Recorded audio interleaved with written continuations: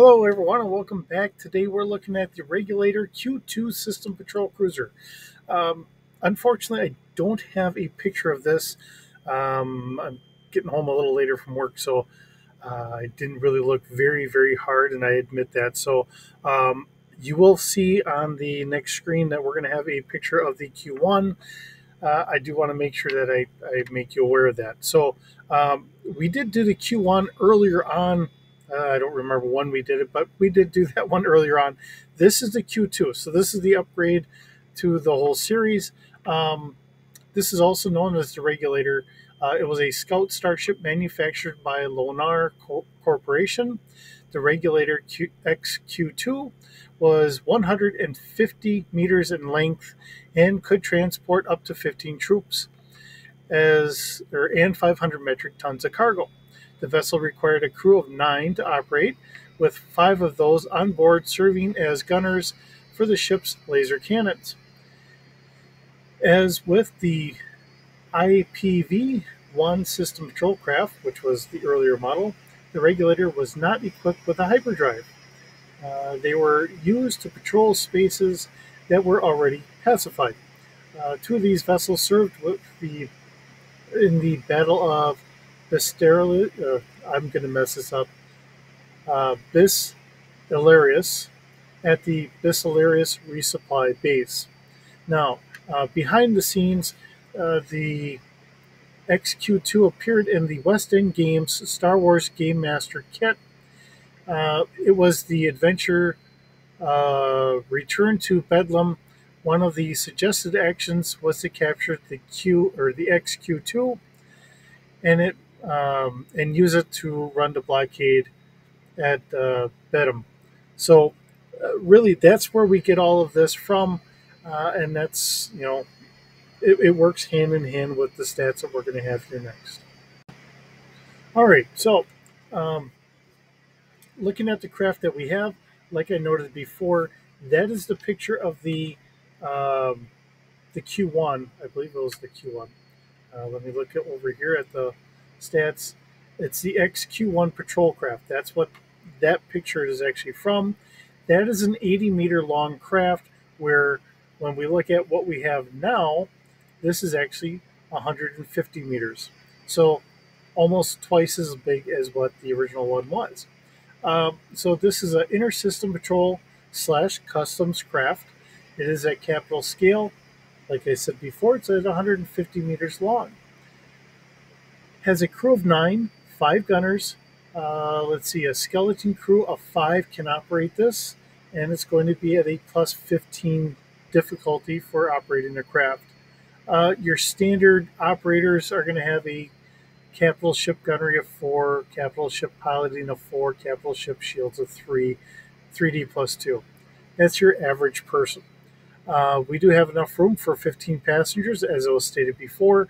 Now, here's the difference between what it listed, Wikipedia listed, and what we have here. This has got a cargo capacity of 300 metric tons, and Wikipedia stated 500. So, there is that difference there. We have enough consumables for about 3 weeks. It's not to be released for sale to the general public, although I think Wikipedia had a price listed on there. Uh, Typically, for me, I wouldn't allow that to be just sold, but in the game where they mentioned that it was going to get commandeered by the players to run the blockade, I'd allow that. I mean, that's one way of getting it. Okay, we do have a maneuverability of 2D plus 2 and a space speed of 7.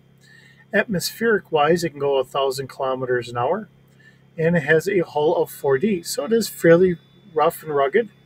Has a shields of 2D plus 2, so a little bit above our standard, where our standard is typically a 2D. Our sensor packet here, we have sensors passive scan at 2 kilometers at a plus 1D. We have an active scan at 4 kilometers at a 1D plus 2 bonus. We have a search out to 6 kilometers at a plus 2D bonus, and a focus of 400 meters at 2D plus 2 bonus. Okay, and we have 5 laser cannons, 2 are front, 2 are 1 left, 1 right, and 1 back. Each are going to require a crew of 1 each. We will have a fire control of 2D plus 2, and it has a damage of 4D, and that's at capital scale. So if you're trying to attack a starfighter, you're going to lose that fire control of the 2D. You will have a plus 2 to hit, and your damage would go up to 6. So it becomes a little bit deadlier in that regard, although it will become harder to hit a standard starfighter. Uh, but if you're going up against another capital class starship, you would have your fire control 2D plus 2. Damage is going to be 4D. Not the greatest damage, but for a standard system patrol craft, not too bad.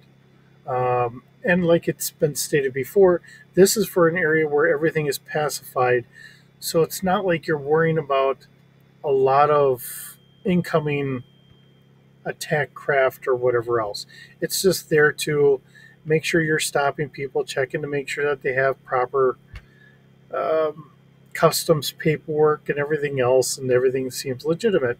So, uh, most likely, you would find a ship like this in the core sector, possibly in an outer rim, but well within an established uh, policed or patrolled area, something like that. And like it was noted before, we don't have a hyperdrive on this, so there again, it's not like you're going to be jumping system to system. So, with that being said, it's a shorter video. It's another one of those craft we don't typically get to see, but it's one of those. I think it would be a common craft that you would see, especially in the core worlds or something like that. So, you know, we all get kind of the picture. It would be your standard police craft. So, with that, thank you so very much for stopping by. It's always a pleasure having you around. Hopefully, you're having a wonderful day, and we'll see you in the next video.